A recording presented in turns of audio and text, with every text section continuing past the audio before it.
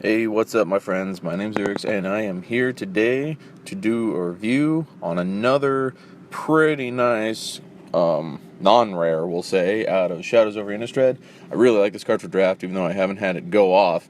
Today's card is Daring Sleuth. 1 in a blue, gets you a 2/1 human rogue. When you sacrifice a clue, transform Daring Sleuth. Turns into Bearer of Overwhelming Truths. I love the name. It's very, with the clues and investigating, very appropriate. He has 3/2 with prowess. When Bearer of Overwhelming Truths deals combat damage to a player, investigate.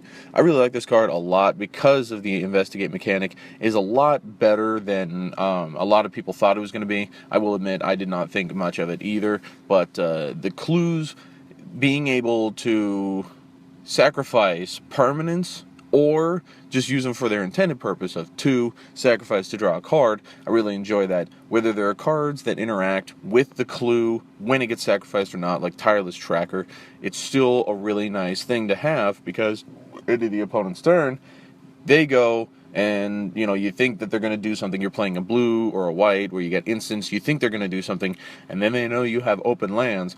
They don't do it. Well, you can still sacrifice the clue, and you can still make some use of some of that mana that you save for your instant, or bluff. Bluffing is something that's even more, I don't want to say prevalent, but I can't think of any other word.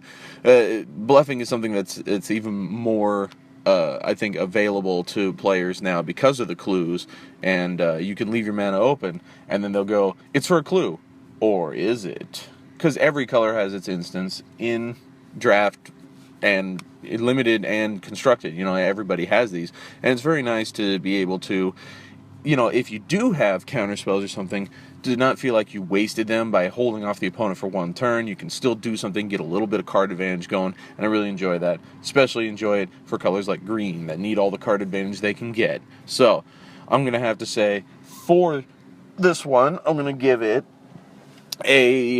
let's give it a 3.5 for draft, because if you flip them over, prowess is very nice, and he investigates, and the blue-green clue deck that you can draft, very nice. Not too often do I see one of those, but when I do, they look a lot of fun. They look very interactive and rather easy to play, actually. For standard, I'm going to have to give them a 2.5, though. Not as good because standard, you don't see a lot of clues. You see more clue decks being used in draft because they're easy to make, they're easy to get, but not like in standard where you have access to 4 of everything. But I think it's still a good card if anybody wants to build a dedicated clue deck. For modern, a 1.5, because what are you doing with clues in modern? I have not heard any modern player talking about clues at all, aside from, yeah, that's a cool mechanic. They don't. I haven't seen a modern player playing with clues yet. Maybe Declaration in Stone or Tireless Tracker might, but that's not for dedicated clues. That's just a coincidence that they can do it, I suppose. Tireless Tracker, not so much, but Declaration in Stone, people are just using it because it's good removal. Then EDH, for this guy, 1.5. I don't want to say 1, because 1 is for cards that are completely useless and have never found, purpose, like One with Nothing or Trait Doctoring. I don't think those cards have ever found a purpose, but yeah, I don't want to say a flat-out 1, so I'll give it a 1.5, because you could maybe use it in some decks, but Tiny Leaders you totally could. It's a nice card for Tiny Leaders, but that's not EDH, so that's what I have to say about Daring Sleuth. If you have a different opinion, let me know down below. If you want to hear some more reviews, subscribe to the channel. I put them up every weekday, and thank you guys for watching. I'll see you all next time.